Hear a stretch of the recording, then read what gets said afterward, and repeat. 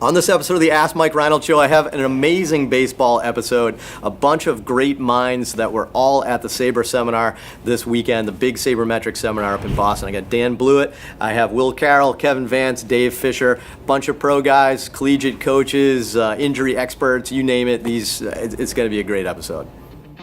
The Ask Mike Reinold Show. Helping people feel better, move better, and perform better.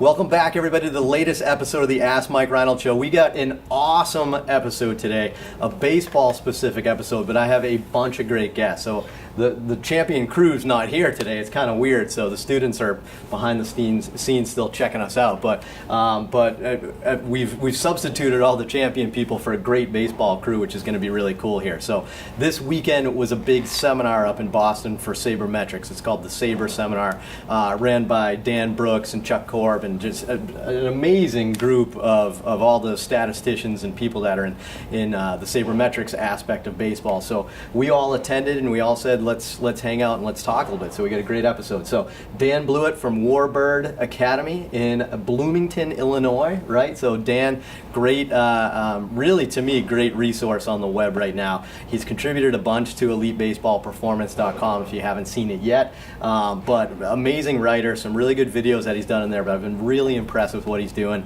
Played pro ball for how many years, Dan? Well, I say 7 years because I had a gap year from surgery, so 6 seasons in 7 years. Got it. Been through a bunch. Pro ball, college baseball. Now he's running his own training facility with travel teams. So great resource, I think, to talk to.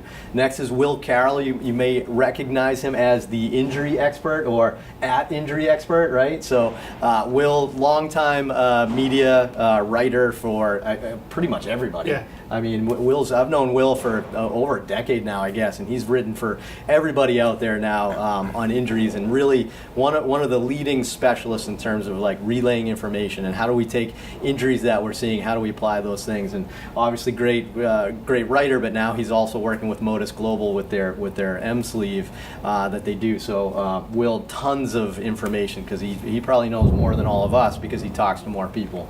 So amazing. So right, Kevin Vance, pitching coach at URI. Again, pro ball. How many years? 6. So 6 years. That's the big number, I guess, right now. You 6? Fish? 6. We'll Yeah. oh, no way. So Kevin Vance, 6 years as well. He's played in the White Sox organization, played with the D-backs. Again, college, all that fun stuff. But now has made the transition to collegiate coaching. So he's the pitching coach at URI. So interesting perspective. And then finally, Dave Fisher. You guys may be familiar with him. He's been on an episode or two. I'm in the intro too. Oh, that's right. He's on the intro. So there's proof. He does pitch. So pro ball player, still current pro ball player, but obviously good friend to champion and has been around all the time. So that may be the longest intro we've ever done on the podcast. But so for this episode, what I wanted to do is I actually have some questions for you guys, which is a little bit different. And the first one I'd say is we all just attended the Saberseminar, right? It's an amazing conference, 2-day conference on some of the data and the science behind baseball, right? So we just attended this meeting. What do you guys think? Like, what was one big takeaway? And especially since we have such unique perspectives here, what's a good takeaway you got from the meeting? And maybe we'll just go around the horn. Dan, what do you think? What was the most impactful thing from Saberseminar for you that you could share? I really like Tom Tippett's speech. He talked about evaluating free agents in the major leagues. So he kind of shared his experience, how they have a guy with them for 5 years and here's their WAR, over those years, and they're trying to extrapolate and figure out, is this guy going to be worth X amount of dollars in the future? It just gives a really interesting, it shines light onto how players are now evaluated. It's such a business trying to figure out, is this guy worth it? Is he going to continue to do well? And a lot of the stuff I've been reading Tom Tango and Michael Lickman's book, and everyone's just trying to forecast future performance. So, all right, this guy went 15 for 20 against this pitcher. He kills this one pitcher. Well, is he going to continue that trend, or is he just going to go back to is he going to normalize over time? Like, there's so much trying to figure out if what you're doing now is what you'll do in the future. And that's kind of what I'll probably chat a little bit with all of us about. Just consistency as a player. That's one of the absolute biggest things, is being consistent. And so whether you want to get paid millions of dollars in the future or you just want to make your high school varsity team, it's clear that at all levels of baseball, just consistency and trying to find it is just really, really important. Which is great too, because if you would ask me what's the one thing that youth high school players lack, it's consistency. And it's consistency in their training, it's consistency in their preparation. Heck, it's even consistency in just how they play catch. Yeah, right? They're just not taking it serious sometimes and stuff like that. So that's great. So we learned from a baseball executive. So Tom Tippett he was the director of research or analytics or whatever the heck he was with the Red Sox for whatever. So I worked with him for a long time. He's brilliant, but he's one of the guys behind the scenes with the data and the analytics. And what he's saying is that the computer models value consistency. So so again, I like that. It's great. So consistency, I like it. Will, what about you? For me, this was my first Saber seminar. It was a great experience.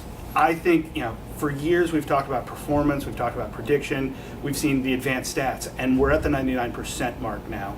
99% is actually fairly easy to get to. It's that last 1% that takes forever because you don't know how to shift further. How do you make those incremental gains? And now we're starting to see things spread out. We're talking about catcher framing. We're talking about injury management.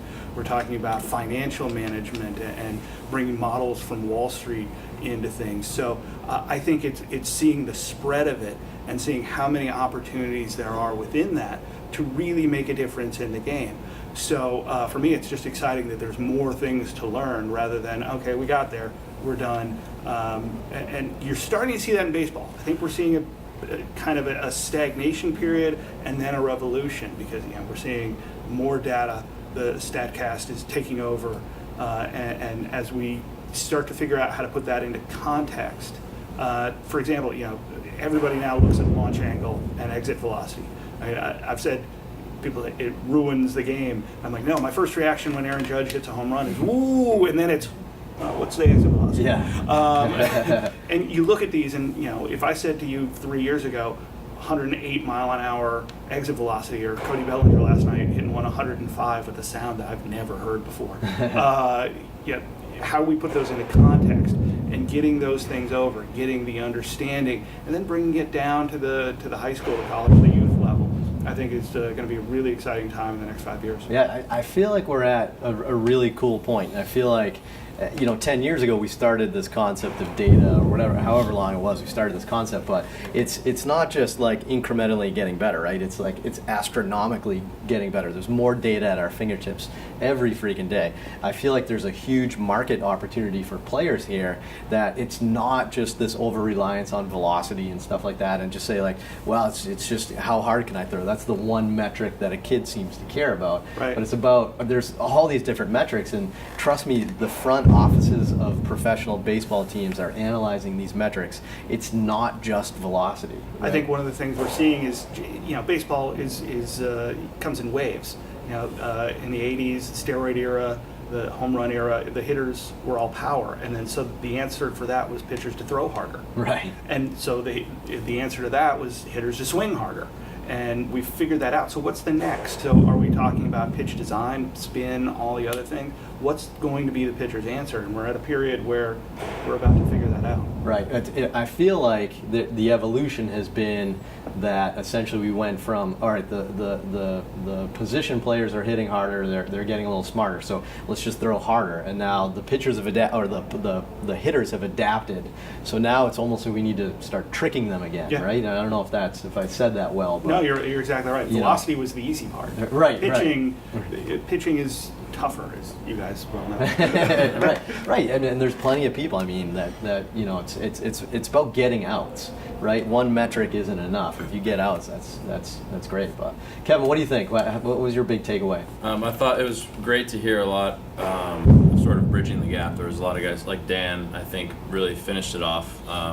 He was one of the last guys to speak, and he talked about bridging the gap with baseball stat guys and baseball traditionalists, and like the old school and new school. And I thought it was good to hear a lot of coming together, especially towards at the end with Brian Bannister, a former player, and he uses all the numbers and he's one of the best, working with Rich Hill and all that. And that was probably the best takeaway for me, just hearing Bannister talk and not being cookie cutter and putting everyone in the same box, just not limiting creativity with pitchers, and letting them kind of figure out who they are as a pitcher from my standpoint as a pitching coach. I really I valued that, and I think it's awesome to, do whatever you want.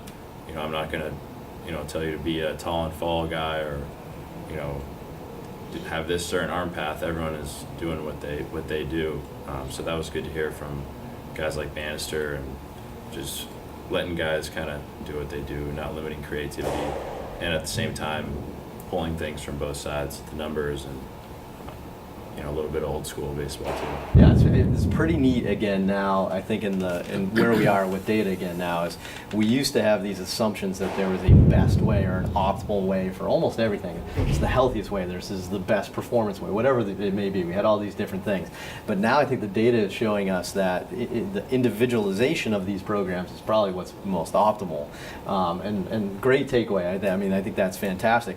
But we've done things with the Moda sleeve. We've done things with Rapsodo, where we've looked at the actual, like qualitative research of what's happening when somebody pitches, and I'll just say it's surprising. So you can't, in my perspective, you can't go in thinking we know everything, because I feel like every year I just learn about all the things I was wrong about, and we make this adjustment over time. So we've seen people drop to weird arm angles and the stress on their elbow go down on the Moda sleeve, right? And we wouldn't have known that without the Moda sleeve. We've seen their spin rate increase and their horizontal movement increase when they went down 2 miles on their velocity, because they're focusing too much on velo and not as much on movement and stuff like that. So, we're in a great place. So, not to get completely off track, but I thought of a great question based on this. So, as players, how do you guys feel when somebody walks in the room? Dan said it well, is when the guys in khakis come into the clubhouse. So that's when which they all love that, by the way. So when the data guys come into the clubhouse, from a player's perspective, what's your initial reaction, and then how do we bridge the gap reverse, right? What can we do to get players to see the value in this, I guess? That's kind of actually what I was gonna use as my takeaway from Perfect. Saber. So How about that? Kind of going like, wow, Mike's an incredible host here. He's already leading into me what I want to say. Just great minds here.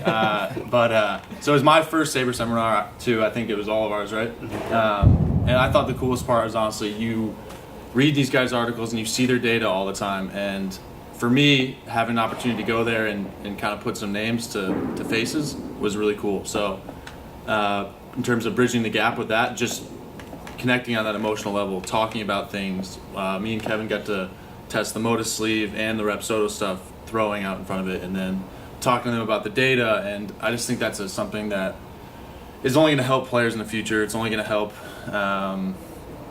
any baseball player that wants to get better at anything become more efficient with spin rate, velocity, just learning all that stuff. I think it's super important. And the fact that these guys are all wanting us to get better and they want to help us is super important, I think. So, and I think the to keep going with what Fish is saying right there, I think the fantastic concept here is when the guys in khakis come into the clubhouse with printouts of Excel sheets, it's pretty daunting, right? And you don't quite understand what that means as a player. And as a youth player, you're just sorting through these websites of data. What does that mean? But when you get to see it on Modus and Rapsodo and devices like that, and you get to throw a pitch and see exactly what happens, and then maybe change your grip a little bit or change your pressure or change your release point, and you see immediately what changes. Yeah. I feel like the player can grasp the data better. And it's all things we've felt or thought about in our heads before, but to actually have some physical proof of it and the data to go behind it, and then to be able to use that data to make immediate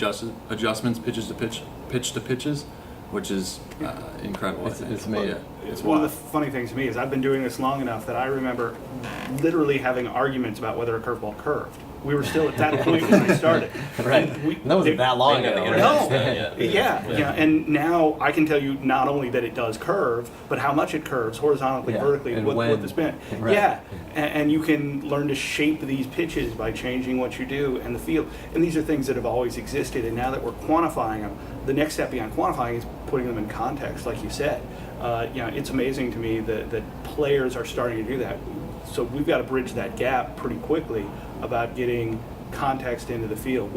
Spin rate means nothing to most people right now, but at some point we'll say, oh, at 2200 RPM spin makes a pitch do this from this angle, and we'll start to understand it. So I think one of the problems we're going to have is coming up with a vocabulary that works both for the analytical people and for the players. Right. And as coaches and therapists, we're going to have to figure out how to help that context come down. And for players, they're going to have to figure out what things they need to know. Right. To me, there's a huge market opportunity, right? The young players that can embrace this, I think, are going to be in an amazing position to actually benefit from this. You're going to see this new revolution of, I don't know if it's the smart pitcher or however I would phrase it, but to me, that's pitching performance. It's not just, we have so much data now, we can get rid of these assumptions and say performance now is just maximizing your pitch quality, your pitch selection. You might find out with this data that certain pitches aren't as effective as others, or you might find one that you rarely throw because chapter 6 in the book on how to pitch says to establish fastball away or whatever. You guys know this better than me, but maybe that's not what everybody does. Maybe your 4 seems garbage. I was thinking about that right away yesterday when we were using it already, like thinking about the spin efficiency on balls and stuff like that, and just what pitches might work better that I haven't used in the past, and I was just the first time using stuff like that for me. Yeah, the secret of Rich Hill is no secret. I mean, Rich, you have one of the best curveballs in Major League Baseball. How come you only throw it 20% of the time? I don't know. Well, you should throw it more. Okay. Yeah. And then he signs a mega contract. I mean, that's really it. It's not like we didn't, Rich Hill wasn't reinvented. He didn't relearn how to pitch. He just said, he didn't know he had the best curveball in baseball, right? Another one of our guys, Andrew Bailey, has the highest spin rate the last 2 years in Major League Baseball. That's why he keeps getting opportunities. Is he has the highest spin rate. It's how do you maximize that, right? Yeah, because if you get 3 strikes on all the batsmen, you're doing good. Right. That's like the thing. Yeah, that's an important piece of baseball, right? So, I had one more thing. One thing it kind of just popped in my head because I can't remember if we talked about it at Saberseminar or not, but it was what I think it can be used for coming back from injuries to kind of compare data pre-injury to post-injury, to be see, listen, you may not feel great right now, but your stuff is right where it used to be, it's right where it needs to be. Or we can see, hey, you're cutting something off. You seem like you're hesitant with your upper half. The way your body's moving, all that stuff. Or maybe you don't come back the same way. Hey, your curveball isn't as tight as it used to be. Maybe we need to adapt. Maybe you need to throw more sinkers, or maybe we need to work on a slider. I had a lot of trouble coming back from Tommy John. It took me a whole another year to find my curveball again. Right. Where if I had just an interim pitch, all right, let's just work on a slider, and maybe I can just get me over sliders for a year until I get my breaker back. There's a lot of implications potentially for that. Yeah. If you look at the big league level at the veterans, so I've gotten to work with a lot of veterans. That was one good thing with the Red Sox is we had some young homegrowns, but they are also one of those teams that can go out and buy players. So we got the Kurt Schillings, the Josh Beckett's of the world, where we could see these things, and it was amazing to see these guys evolve, both mentally and physically. Josh Beckett goes from throwing 96, 97 to 91, 93, 94, somewhere in that range, and spends a year or two being the knucklehead about it, just saying, no, I throw gas, that's my thing, and he's not as effective. Then he realizes, I need to throw more sinkers, I need to throw more cutters, I gotta learn a cutter. So there's something along those lines. Schilling, I saw Schilling throw a freaking almost a no-hitter in Oakland, throwing 82. To just split. It was amazing. Beckett threw his first no-hitter at the end of his last season of his career, throwing 91. So it's these guys relearned how to pitch. So they're showing you it's not 96, 97. It's learning how to pitch is kind of big. So yeah, and it's tough. You saw it in the World Series last year. Aroldis Chapman won the very last game he pitched. He was throwing 97, 98. And what did he do? He threw all sliders because it almost feels unfair. As a guy who threw 92 most of his career, if I was down and only throwing 90 or 89 one night, I could not pitch. I couldn't pitch the same way. And it's wait, there's other guys going out there throwing 88, 89, and they're still getting outs. Why can't I just be down a little bit today and still be as good as him? But you learn to get away with certain locations, and you just pitch a certain way. So if you're throwing 95, you're going to get middle or outer half fastballs might get by a guy. But then if you drop down to 92, outer half doesn't work, and now you've got to be outer third. And the question is, can you adapt and figure that out before you just get destroyed and you're released or you're demoted or whatever? And that's, I think, what the good guys figure out quick. It's I don't have 95 anymore, so I can't throw inner outer half. I got to be inner outer third. And then if you're Jamie Moyer, it's on the black or off the plate, on the black or off the plate, all that stuff. So it's just a tough transition to figure that out before you're in hot water. Yeah, I agree, and it happens in game as well. Yeah. You go out there without your good fastball, you go out there and you just can't locate. You got to figure out what you can do pretty quick, or you're Right. not going to be out there very long. And Right. we've all had those games, and it's like, okay, what can I do today? Right. And you're figuring it out in the bullpen, and hopefully you can do that. The more things we know, if you have, I don't want to get to the point where, like Matsuzaki had 12 options, but if you know I can't throw hard today, but I know how to spin the ball and I can stay away, and maybe they get weak contact. There always something you can do, unless your arm's just totally trash and you shouldn't be out there to begin with. Right. And I feel like the person that's going to benefit most from this is like Kevin in his world, right, in the collegiate world. In high school, if you're a good high school pitcher, you're probably already better than the talent level in high school, and you can have a bad day and just get away with it, right? It's the kids in college that can actually start to learn to be a pitcher. So, you're going to have some kids that are, throwing 95 from the left, and you're like, all right, you're going to get drafted no matter what. Just keep doing with your stuff. But maybe, you're at a, maybe you're at a D3 or a D2, or maybe you're, a D1, but you're borderline draftable, and you can say, instead of like, well, I'm just going to try to throw as hard as I can, but what can I do to maximize myself? So, you've done this for a year now, Kevin. What are your thoughts on the future of that in college? Just to go back on what you guys were saying, there's long-term goals and short-term. So you have to be able to make adjustments.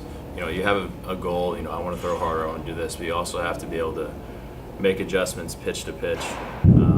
The quicker you can make adjustments in between pitches and in games, like Dan was saying, if you're down that day, that's for the whole day. But you still have to be able to do it after one pitch. Like what happened here? What do I need to do? How do I make an adjustment? And those are the best pitchers that can adjust quickly. The quicker you adjust, the better you're going to be. And most talented high schoolers don't have to do that adjustment. Yes. Then they get to college and they realize, oh wow, these hitters are better, and they have to learn how to make that adjustment, right? I mean, and I'm just assuming. I mean, you guys have been through it, but. Yeah, and one of my coaches, I thought this is wisdom I carry with me my whole career. He said, your starts will break down into 4 types. He said you'll go out there one time with your best stuff, and you'll easily win because everything will be there. You'll just dominate. And one time out of 4, you'll have your worst stuff, and you'll just get beat that day. It's just going to happen. And great pitchers win the next 2. The other 2 are the days where you just feel okay. Like maybe your breaking ball's there, but your fastball's not. Maybe you don't locate that well. Maybe everything's just kind of mushy. And great pitchers, they find a way to compete and battle, and they win those 2 games. They get better on the fly. They figure it out. And bad pitchers don't. Bad pitchers can only pitch well when they've got everything going for them. And you see lots of guys like that where they're just like, I don't feel right. You can tell they're not going to compete from the moment they go out there. And you got to question are they really a bad pitcher, or are they just a dumb pitcher? Like, right? Yeah, so or they haven't learned those types of things. I said that's right. I keep saying the phrase market opportunity because I don't know. I mean, that's the business term right here. But like there's an opportunity here, to embrace this data. It's interesting. I think one of the interesting things, and I just thought of this when Dan was talking, is that for years, any pitcher that's ever pitched has had a bad day. But now we've never known why. Why did you have that bad day? Why Right. do we have them regularly? Is there a pattern to it? Did you do something? Did you not recover? Did you not do the same things you've been doing? Did you have a bad cheeseburger? Why was it? It's And not now a thing, Will. Come on. No, I always use that because it's David They're all Wells. good. David Wells, when he threw his perfect game, a guy asked him what was different, and Wells was just like, I had a Yeah, good eight cheeseburger for beers. lunch. Yeah. But now we might have the opportunity with all this data to put it into context and say, okay, I didn't do this, therefore my arm was trash today. Right. Or I had a great day. What did I do yesterday? Let's do that again. I mean, And it's hard to figure that out. It takes kind a of- lot of years. Yeah, it's kind of lucky socks, but I Right. think more data, the better we can find it out. And maybe it's months, not years. And I remember my rookie season, I figured that out because it was my first year back from Tommy John, and I was trying to be a good old boy and doing all the rehab so that my elbow didn't implode again. So I remember it was maybe start 5 or 6 for me, and I had a long outing. I went 8 innings and threw a lot, so I just did extra forearm care, so my elbow didn't blow up. And the next time out, I was the slowest I'd thrown all season. It was 88, 89 the whole game. I'm like, all right, clearly something's different here. And I started to I'm like, this is the only variable. I did a ton of forearm stuff between the previous start and that one. And I'm like, that's the only thing that changed. It had to be that. So I started tapering that back, and I started to figure out what the optimal dose was of my between start routine. and then my velocity normalized about two or three later. And so that was an important lesson for me. And if you're not paying attention to it, you might just miss that completely and never really get an optimized routine. Because it's not about trying to live up to Roger Clemens or Nolan Ryan's shadow. It's about doing the optimal dose. Like if you could take one Advil and your headache goes away, why would you take 5, right? I mean, you probably deal with that all the time. People doing too much, right? Yeah, we call it the minimum viable dose, right? I mean, that's the, it's the same concept. Occam's razor or whatever. Yeah, I mean, if one helps, then 5 is going to help 5 times more. I mean, that's their thought, but it's most often destructive. And we talked about this about you personally. all the time. Thought it was about Fish's routine in between starts right now. Especially, I think hitters are a great example, and we're talking a lot about pitchers right here. What does a hitter do when they're in the slump? When they're in a slump? They just hit more, just hitting and hitting and hitting, and just making it worse and worse and worse because they're getting tired. They're getting poor mechanics. So. It's crazy. We could do this forever, right? So I think the biggest takeaway right now. So we all went to Saberseminar. It's a great meeting. You should consider attending next year. We'll try to tweet out some info on how to get involved in that in the future. But we all went to that, and I think we all said the future here of both performance enhancement, injury prevention, and heck, like getting exposure, like becoming the best pitcher. It's all about embracing this data, right? So I guess that's how we would summarize today's episode. Well worth going. It was awesome. Yeah. Cool. And a great cause. Yeah. And that's right, and great charity cause as well. And but you got to start thinking differently. You got to start thinking data. You got to start thinking it's not just chucking a ball as hard as you can. It's this other stuff. So Khaki pants are there to help. Awesome. Yes, that's right. The data analysts are there to help you. I think that's a good one. So awesome. So another great episode. Really appreciate it. Go to MikeReinold.com, click on that link to the podcast, and you can ask us a bunch of questions. So obviously great baseball episode here, but we do it all, right? Rehab, fitness, sports performance, business, Lenny's personal likes and dislikes. Those Missed sorts of Lenny this things. episode. Yeah, no Lenny. Everyone says Lenny's their favorite character. Lenny is a character. He's a character. That's why. He's a real person. So anyway, we'll see you guys on the next time. Go to iTunes, rate and review, and thanks.